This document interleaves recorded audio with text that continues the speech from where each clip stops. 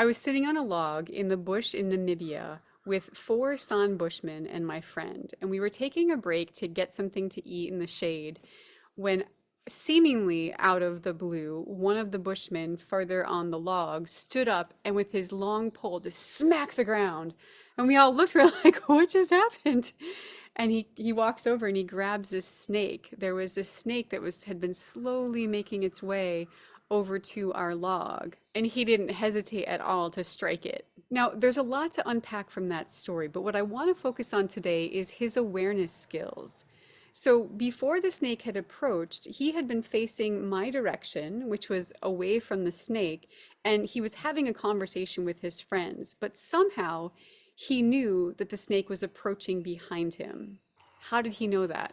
So today, during the Mindful Bird Sit, we're going to focus some of our time on learning to listen ahead or behind when we're out in the field. Hey friends, welcome back to the Mindful Bird Sit. If you're new here, I'm Kristi, and I help people connect deeply with birds and nature while elevating their skills, boosting their confidence, and helping them to fall more in love with life. If that's something you'd like to do, please subscribe and stick around. You can also check out any number of my online courses, like Learning Birdsong or Identify Any Bird Anywhere. All right, let's get started. And so something I've been playing with lately is when I go on a walk or a run, I do my best to listen forward. So I'm listening ahead of me, not just what's around me, because I noticed how often I just listen to what's right around. It's like, oh, there's this bird right here and that bird right there. And like they're all just kind of in my little vicinity. But I do my best now when I go out to stretch myself and listen ahead, like how far ahead can I actually hear? And what are the sounds that I can hear ahead of me? So that's what we're going to be focusing ourselves on today is listening, not necessarily just ahead, but around, and we're going to expand our listening in all directions. So there will be a portion of our sit today where we're going to have our eyes closed. As long as you're feeling safe and comfortable wherever you are, you can always keep them open. And then we will open our eyes again as well, which will be the more challenging part of the sit, actually, I think, because and I'll actually preface this now so we don't have to like break the vibe in the middle of it. But what can happen, when you're in meditation, the goal is always to focus on one point, right? So like one point for your mind. So maybe it's a word, a mantra, a phrase, whatever it is. And often we find that our minds start to wander and we have to bring it back, right? It's like training a dog to sit, come, and stay, or come, sit, and stay. Our mind is the same way. We have to train it to stay focused. And so this second part of the practice is going to be very, I think, excellent in the same way. We're not going to be working as much with our mind on a thought, but rather our mind on the job of listening forward or listening out, right? So when our eyes open, it's going to be distracting because we're going to see things. Our mind's going to get distracted with thoughts about what we see. And so we're going to have to bring ourselves back to remind ourselves, yes, listen ahead, listen out, listen behind, right? So you can choose. I don't think you have to try to listen in all directions because that might be a bit too much for your brain. Today, anyway, that's a great place to get to. But just right now, choose one direction that you're going to want to focus on. Don't make a big deal out of it. Just choose a direction, any direction, in front of you, behind you, the side of you, whatever it is. And that'll be your focus, your focal point for listening today, okay? All right, so let's get started. And hi, Jackie, by the way. And Susie, I don't know if I said officially hi to you. Hi, Susie. Okay, great. So everyone find your place you're already sitting, but get comfortable. Let yourself feel your feet. I think you're all sitting where your feet are on the ground. So feel your feet on the ground today. And just notice that connection, that really beautiful, it can be an intimate connection if you start to let yourself feel that. I remember I've shared this with you, I think once a long, long time ago, but I worked with, for many years, got to spend some time with a Lakota elder named Gilbert Walking Bull. And he used to always tell us that walking on the earth is like walking on the upturned faces of the ancestors, of your great, great, great grandfathers and grandmothers. And so just imagining yourselves walking like with gentle steps. That's what he was always encouraging us to do, to walk really gently on the earth. And so now just imagine that that your feet are gently touching the earth beneath you and feel that connection with yourself and the floor or the ground beneath your feet. as if one soul is touching another soul.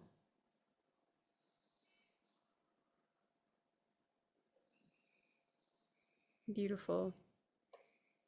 So now take notice of your body. What is your body posture right now? Are there any places that you're sitting or holding yourself, maybe in tension?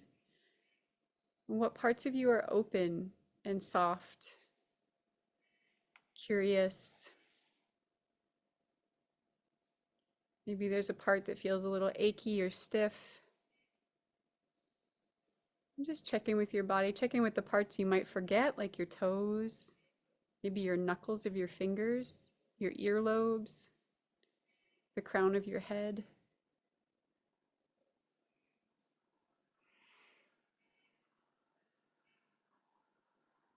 And now take a nice deep breath in, allowing the new air to come and enter your lungs.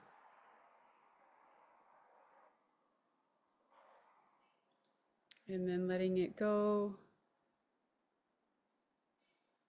And then the next inhale in, allowing it to enter, thinking about the newness, the freshness of the air that's entering your lungs. The exchange with the earth around you as you exhale. So remembering that gift of your breath, and then as you inhale, you're receiving the gift of the breath of the earth around you.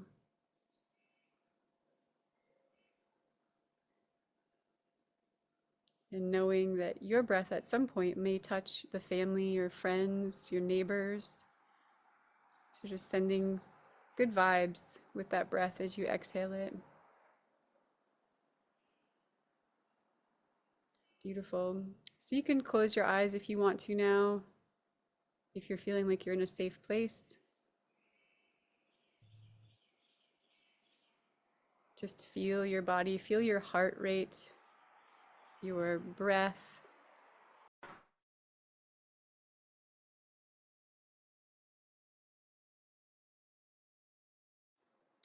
Noticing any sensations that might be on your skin. Can you feel the moisture in the air? Or maybe the sun kissing your cheek?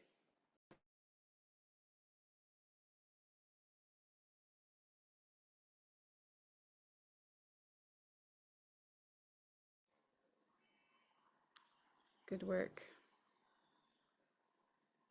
So now we're going to tune into our surroundings with our ears. So just listen.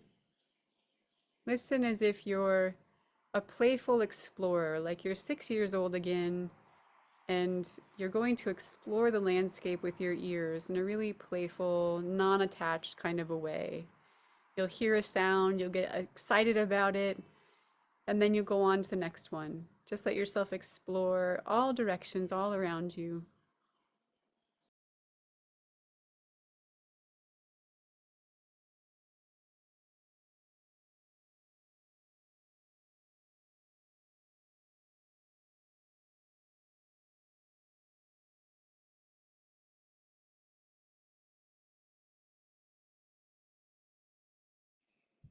So it's good just to take stock, to notice who's around. And this will also help our minds too. If we can notice some of the more prominent sounds, then we can allow them to become part of the background, right? So just acknowledge who they are, like, oh, there's a cardinal over here, or a bluebird over there, or maybe a chip, chip, chip sound. I don't know who it is, but it's continuous, it's going on, or maybe it's moving. Maybe there's the rumble of a truck or a car, the highway. So don't cancel out the human-made sounds either. Listen to those as well, or other mammals like barking dogs or a meowing cat.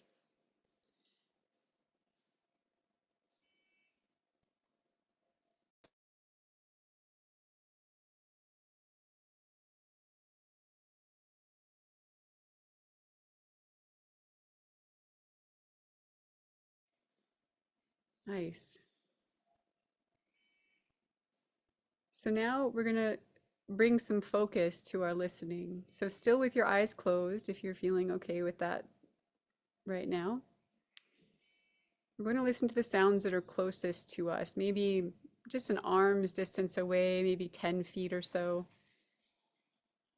So begin to listen to the sounds that are nearest to you.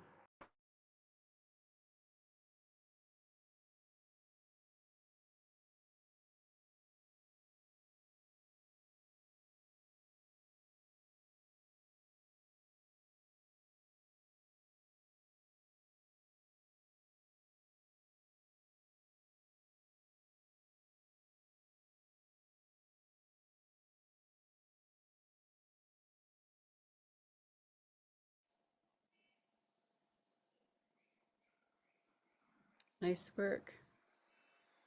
Be sure to explore in all directions just for the first moment here. And now we're going to expand out. So about 50 to 100 feet. You can imagine 50 feet is about 5 alligators.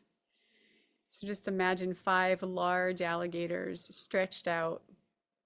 So it's about that to maybe 10 alligators, 50 to 100 feet out from you.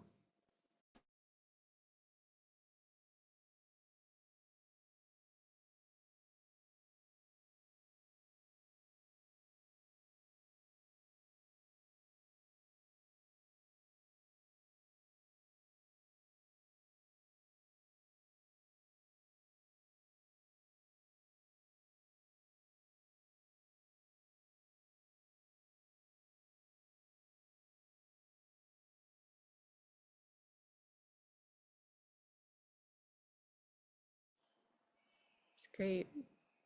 So the more information we gather, the more of a story we can start to paint about what's happening in this moment right now.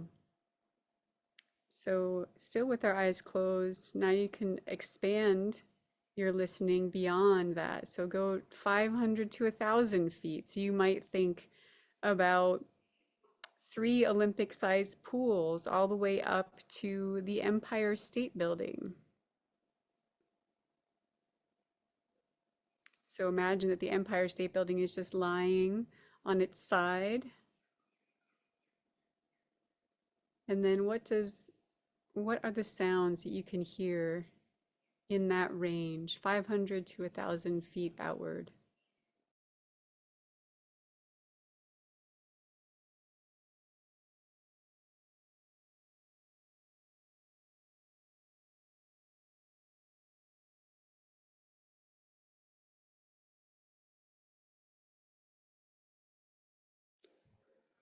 Now, what you might start to notice is that some of the nearer sounds, the ones that are a bit closer to you, might be calling your attention back, and that's just fine. You can allow them to bring your attention back, but then stretch again. So when you come back in, you're going to stretch back outward again and listen. How far can you stretch your listening right now?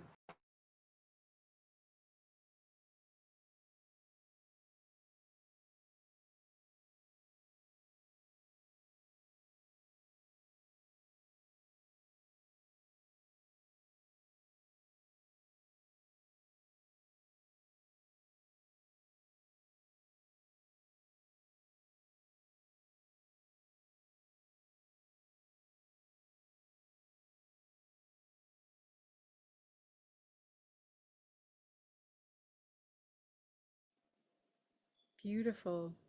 It's good work. So now bring your awareness back in to the sounds that are nearest to you again, those that are just 5 to 10 feet or so away.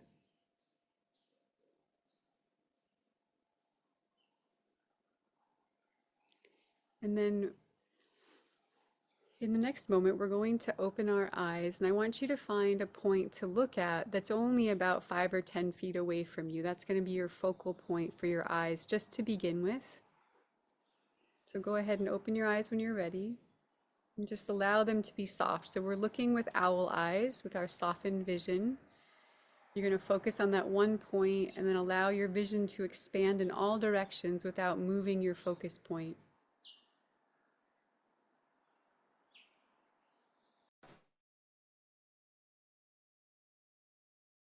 And as you're looking, as you're allowing your vision to be soft and noticing the movements that are happening around you, You're also going to be listening for the sounds that are at that distance right now. So listen for the sounds that are about the same distance as you are looking.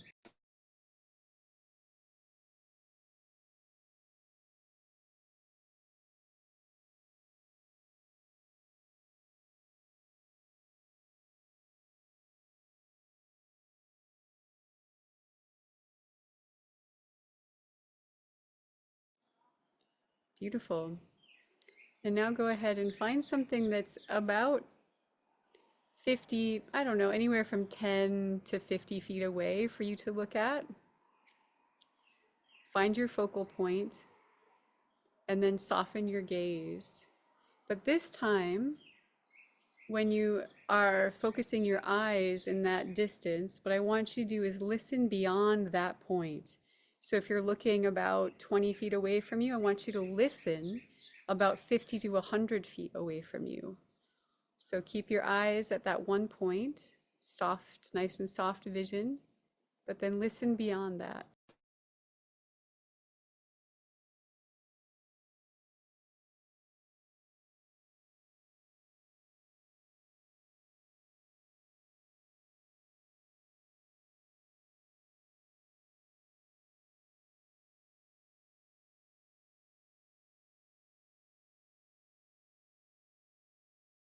And I'm going to let us stay in this posture with our eyes looking and then our ears listening further out for a little while now. And just like I said in the beginning, when you start to feel your mind wander because maybe something in your vision catches your attention, that's great. You can allow that to happen, but then bring your attention with your ears back to listening beyond those sounds. And that's our practice right now. We're going to keep listening beyond the area that we're looking.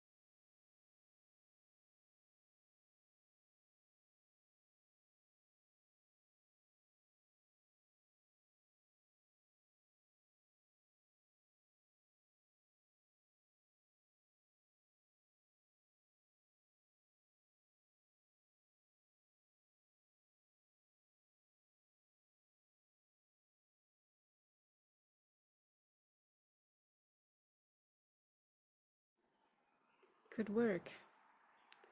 So now what I want you to do is really stretch your ears this time and see if you can listen to the sounds that are even further than where you were just listening. And you may feel like you've reached your maximum, but just stretch, just give it a try. Just stretch beyond that area.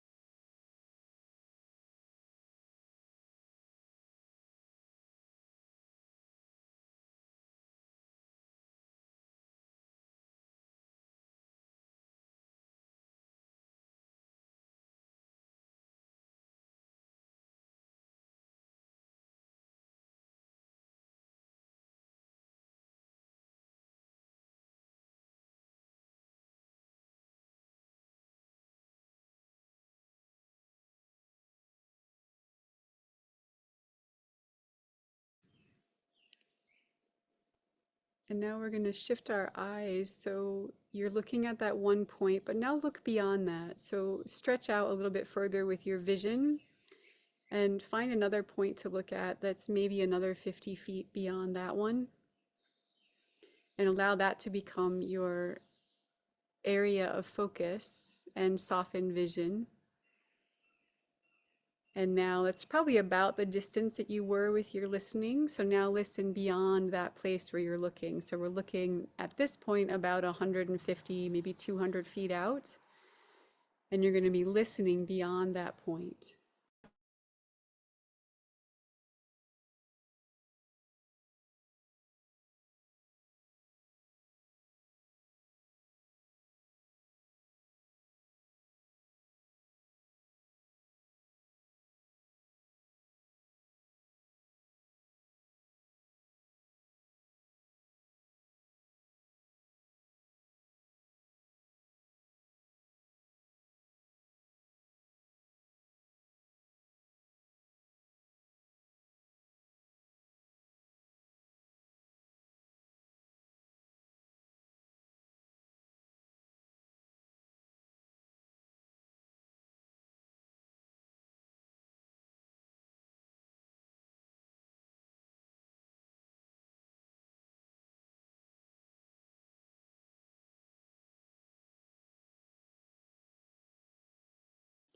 Nice job.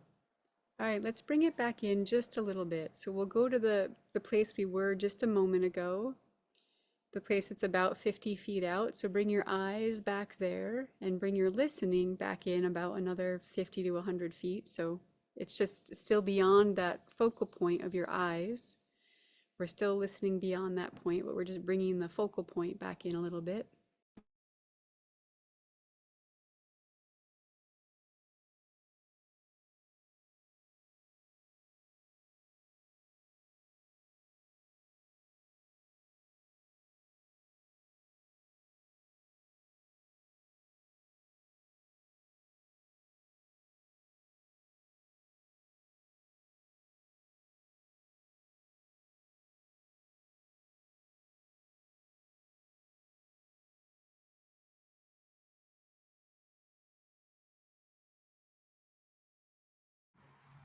Great. And now let's bring our focal point back in even closer to that place that was about 10 feet or so away from us.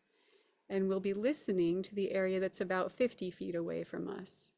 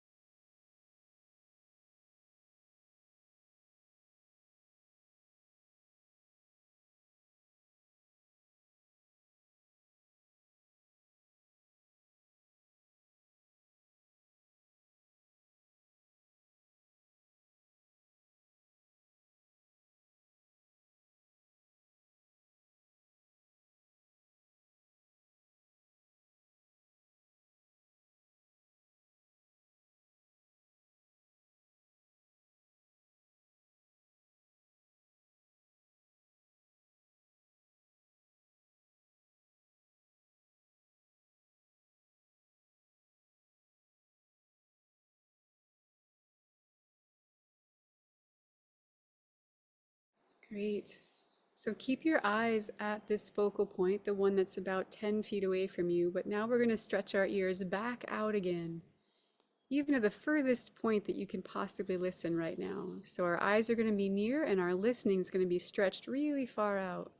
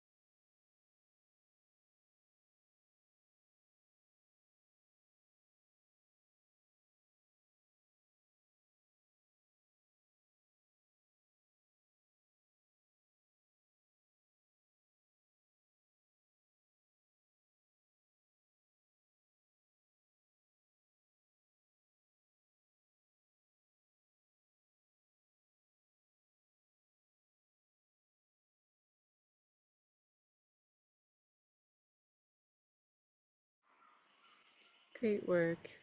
So now you can just relax your mind, relax your eyes, allow yourself to take in the scene around you without any strong intention. Just allow yourself to be present in this moment, whatever that looks like for you.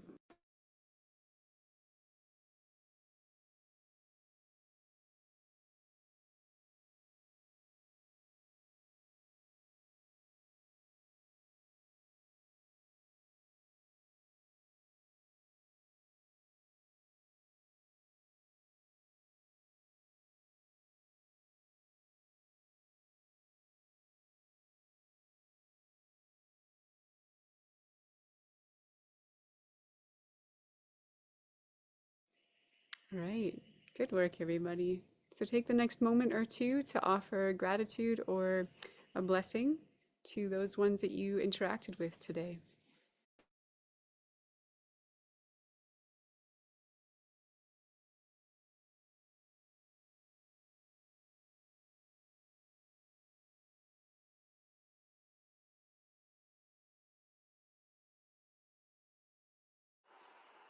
All right. Nice job. Well, if you need to head out, thank you for coming. It's a pleasure to be here with you. And if you want to stay for our chat, stay for our chat. So, who would like to begin? What was this like for you this morning? What did you experience?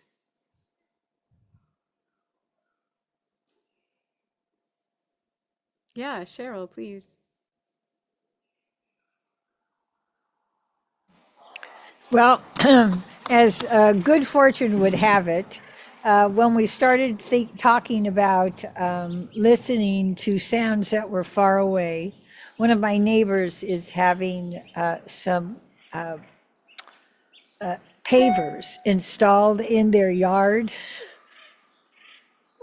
So just to even hear the birds that were really near me was an effort. But the thing is, the longer it went on, the louder all the other birds became. And I really do think that they became louder so they could be heard. So it was kind of fun because I live near a busy road. And I live on a really teeny road, but it seems that a lot of the people use my teeny road to get places because the busy road is so busy. So, with the sound of the concrete cutter and the machinery that was moving some of the rocks around, and the people driving up the road, the birds were really making themselves heard, and it was and so to me, if I could hear a bird that was say 50 feet away, I was thinking, way to go, bird. Way to go.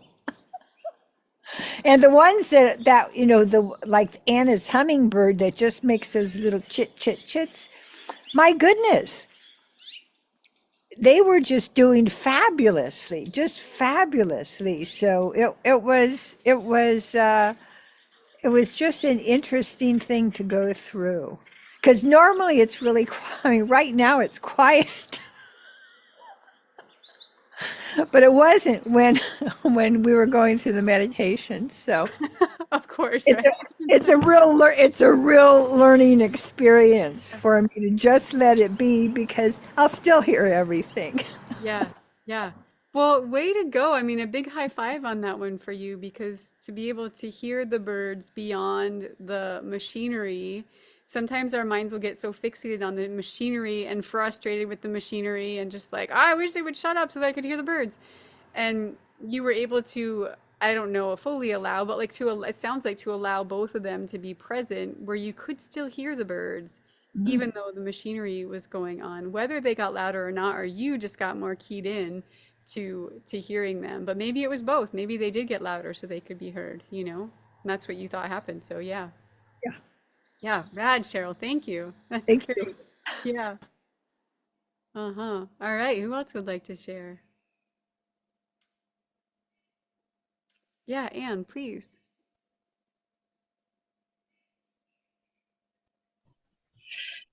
I'm lucky I'm outside here. It's 54 degrees and it's nice to be out here in the middle of the birds were very loud. But then I also just realized this is the first Monday of the month and I'm missing a human sound because normally the tornado sirens practice the first and I haven't heard them. So now my concern is over a missing sound, what I'm not hearing. I was hearing these birds. Who am I hearing? Oh, I'm not hearing that. And now my mind is full of what's the problem. So, but I had all these other sounds, but then I thought sometimes we need to listen for the sounds we're not hearing. So that was just a thought. So Oh, absolutely. No, you're right on about that too. Whether it's human made or animal made. The other morning, well, there's two stories related to that. One was I was doing something and it had been loud, vocal, lots of birds talking, and all of a sudden it got really silent. And I thought, all right, it's too quiet right now. It's too quiet for there should be birds singing at this moment. And within just a couple minutes, I saw this Cooper's hawk, circling up overhead. And then this morning was I still haven't figured this mystery out, but this morning it was very foggy, like thick, thick, thick fog. And I've heard birds singing in the fog before. But for the last week, the birds started singing their dawn chorus songs, and so the crows come in every morning about 30 minutes before sunrise, and they kind of wake me up. Like I hear them first, and then the cardinals will start and whatnot. And at least that's what happens with my window closed. Maybe the cardinal starts first, but I'm just not hearing it. This morning there was nothing. Like it was like right around sunrise, and I woke up and I was like, I didn't hear the crows this morning. And I opened my window and I look out and I listen, like there's no sound. And I waited and I waited, and it was like longer than if a predator were around, And so I was just like, what the heck is going on? And I don't know, I think it may still have had something to do with the fog and whatnot, but it could have been something else, I'm not sure. So yeah, I think you're absolutely right. I think listening for the silence is also a really important thing to listen for, or not necessarily the silence, but the missing sound, like you're saying, Anne. Yeah, absolutely. Nice job. Yeah. All right. Who else would like to share? Yeah, Gabrielle and then Jackie, please. It's funny you were talking about the fog because it's very foggy here and it's still pretty early morning. And, we've had all those Santa Ana winds and the dryness. And so it's very moist in the air. And I was really curious how it was affecting the birds. And at first, there were some songbirds just really close by and they left. And then I started looking for the sound that I couldn't hear, which is the ocean. I'm about 2 miles away from the ocean. And the farther we got out, the more I wanted to hear the ocean. And I don't know if it was now my imagination or I was really hearing the ocean. It was very interesting. And I was very curious about how the fog was not just affecting my vision, but also the sound. And there were some piercing human sounds that were, when you said, have gratitude for all the sounds, I go, do I have to have gratitude for the trash trucks? It's like, God. And a siren, there was a siren. And lately, especially since the fires, every time I hear the sirens, my nervous system just goes on tilt. And I don't know if this was us talking about, like, in my mind, then I go, whoa, these people are helping people, instead of, oh my God, somebody's in trouble. It's very interesting what my mind does around all these sounds. Yeah, I think even with the garbage truck, right? Like without the folks picking up our garbage, like we'd be in a pile of trash, We Yeah. do a lot of garbage in our modern world. So Yeah, I know that feel. I understand that feeling because right before we start on every other week, the garbage trucks will come at the same time that I start the bird sit with you all. So I'm always like, you know, but Yeah, then it's yeah, like, oh, well, but at the same time, like, thank you for taking the trash.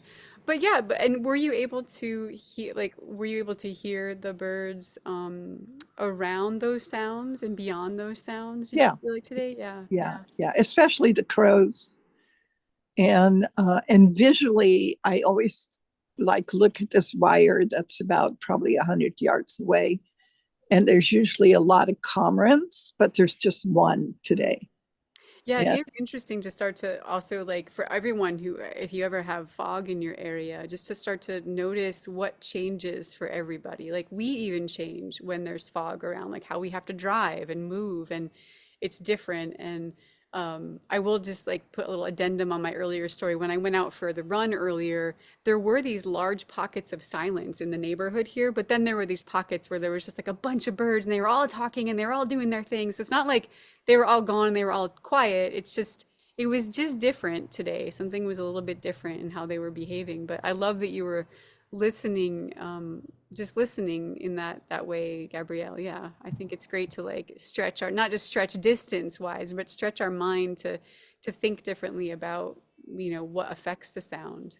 yeah, and I've been so intense about what's happening in our country that this was really good to sort of get into nature and not the drama. So that was an interesting juxtaposition in my mind, Yeah, good job. to Good for just you. kind of let go of that and just be here now. Yeah, well done. Nice job, Yeah, thank Gabrielle. you. Sharon. Yeah. All right, Jackie, I think you were next.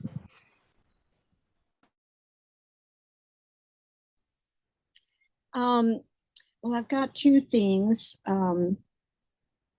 One is that just happened. I had Buick's wrens nesting here last year. A little nest of boxes up here, and I have one that stays all winter. And I don't know if that is Queenie or Kingsley, but it is today as we were doing this, another Buick's wren showed up and they were just eating some seeds I'd just put on a ledge. And I was so excited to see them. And so that just was, it's like the wrens are like my little spirit animals because I'm a small person and they're small and they're so feisty, and I just love that about them. So I'm very, very happy about that. And then I have a follow up on the CSI, the criminal scene investigation from the red tail hawk last week, because I decided, I'd go to try to see what it was that it actually was eating, and watch the whole process with the ravens. And they left after about an hour, and then the hawk started eating, and then later it stayed for 4 hours. And the ravens would just kind of come by intermittently, and but then they just ignored it. And I just was amazed, and I got to see it fly off. It's not like I was sitting here for 4 hours, but on and off. And and so I went over and looked, and it had a dove is what it was eating, because it was so hard to see whether might have been a rabbit with some fur, or feathers, but there were all the little white down underneath feathers and then some of the bigger feathers of the dove. But so it got to eat its meal, and it was a really it was just such a fun, interesting experience to go through the whole process with that. So Right on, Jackie. Well done following just following that story through to the end, and or whatever the end was, and getting to see like the whole, every aspect of it. Yeah, and just as you were talking about like the criminal scene in the red tail hawk, this Cooper's hawk just like flew into the tree up there, and then now is over here. So I was like, oh, that's perfect timing. Speaking of the raptors.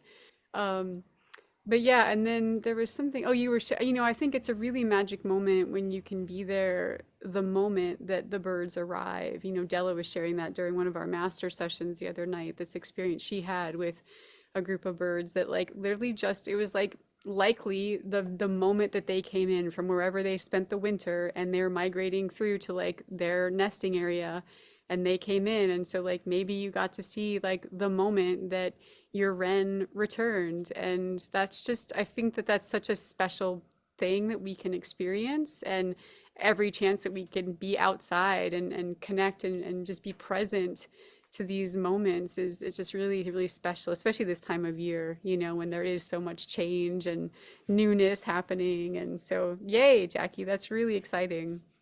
Ah, thank you. Yeah, yeah, for sure. All right. Anyone else want to share a story from this morning? Yeah, go ahead, Julia. I may have mentioned last year that there's been a pair of red-shouldered hawks nesting in a big tree across the street from me. Easy to see. And I've been wondering, if they're going to come back because I hadn't been seeing hawks. And this weekend, uh, I've seen, I've noticed several hawks in flight. And I think my yard doesn't get the text from you. We're thinking about hearing this morning, and I see my eye catches. Fortunately, before I closed my eyes, I caught sight of this. Wow, there's a big hawk. And I said, it has a white tail. And then I checked, and it was a bald eagle. So that was exciting to see because they don't come over this way as much. I've seen them here before. And then later in the sit, I heard a sound, and I thought, is that a blue jay pretending to be a hawk, or is it a hawk? And I kept hearing it. And I thought, that's the hawk. And it's kind of in the area where they would vocalize before. So I'm hoping I was hearing correctly and so on. An interesting thing, new thing, as I have some wind chimes, some big ones right here on my deck. And so they don't sound, anytime there's a breeze, but we have a gentle breeze. They're not sounding now, but there was just enough to make them really quiet.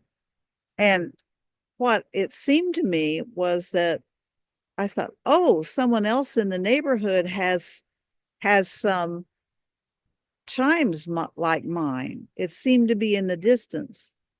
And then as the wind picked up a little, I thought, oh, these are mine. And I was wondering, it seems to me when I hear a bird, I can kind of locate where it is. And I'm wondering, of course, I can't always find it visually, And I'm wondering if our ears get fooled by birds, the sound of birds, as far as where they are, how close they are to us, and how far they are from us. So I just had that thought. Oh, heck yeah. Yeah, all the time for me anyway. And it just because a lot of it depends. Well, what do you guys think? What can affect like where we would like pinpoint or triangulate to find a bird? Like what can impact that? What do folks think? Anyone have guesses or ideas? What do you think can impact how we hear a bird?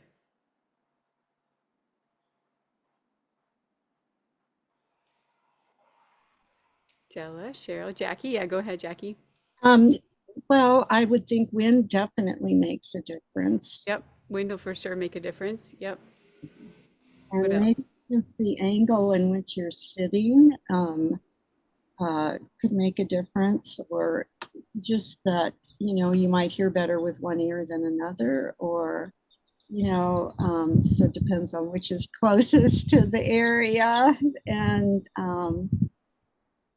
what else? There's got to be lots of things that could affect that. Yeah. Anyone else have a thought? What else do you guys think? What else yeah, Cheryl, go for it. Well, I get the feeling that birds throw their voices around too. I know it does it. I don't think they're ventriloquists, but I do think that they can throw their voices into different places, and you could be looking at a bird, and of course it isn't even moving its mouth, and Yeah. it's because why would it? Uh, but that's singing, Uh, and that kind of throws me off a lot yeah. when I'm listening to birds. Yeah. Uh, if the bird is actually facing me when it's singing, I'm likely to figure out where the sound is coming from. But if it isn't, then it could be bouncing off tree trunks or what have you, leaves, whatever it is that can reflect sound. And I don't know anything about sound, so Yes. And sometimes they do that intentionally. Like cardinals love to do that, where or wrens, they'll position themselves in a place where their sound will echo, right? So they'll be like, they won't be, they can be far away, but like in between these two houses, for instance, like if the cardinal or wren started to sing, like its voice would just echo within that chamber. And yeah, they can do that a lot. Also, what messes with me is what direction they're facing.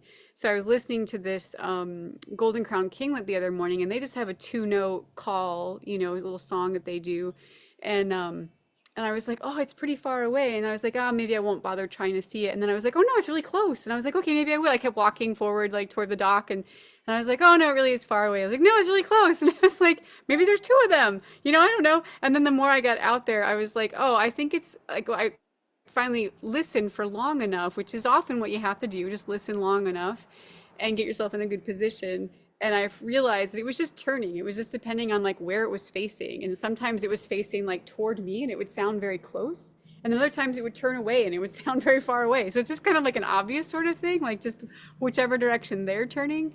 I took a group out on a walk when I was in Connecticut, and we heard an ovenbird, and all of us were just like, where is this bird? And none of us could see. We were like looking up, and it was just like staring, and like we were just like, it was a long time. I mean, maybe 10 minutes we were trying to find this bird. And I think what happens too is our mind, like where we think the bird is, it's just like it sounds far up. So I'm going to look like high up.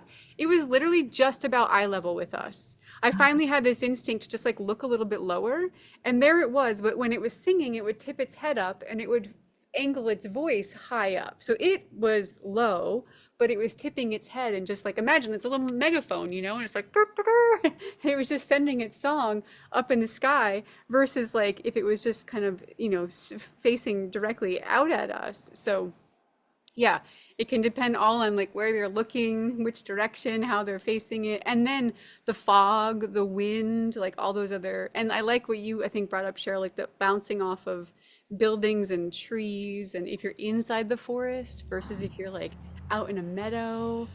Yeah, lots of things can impact the sound. I love that question, Julia. Just getting all of us to think a little bit more about it too. So yeah, well done. Cool. All right, anyone else before we head out? Y'all good? All right, so this week, what I'll say for your homework will be to try this when you're on a walk or a run or whatever you do when you're out sort of in nature. And I think walking is the best. So again, walking or running, not just like standing or sitting, but try this same exercise when you're on a walk and do your best to like listen ahead, like how much further in front of you can you hear? This is great for just safety purposes, like being able to hear things that are like that much further ahead of us, being keyed in to whether it's an alarm or a bird or a person or whatever. Yeah, so just play with that a little bit this week, and then let us know next week how it goes for you. All right. Well, enjoy your journeys. Enjoy all the raptors that it sounds like are returning to your areas and all the birds that are coming back. And it's happening, guys. At least down here. I actually saw the first bats the other night. It wasn't even that warm either. So, yep, things are changing. All right. Have a beautiful day, everybody. See you next time.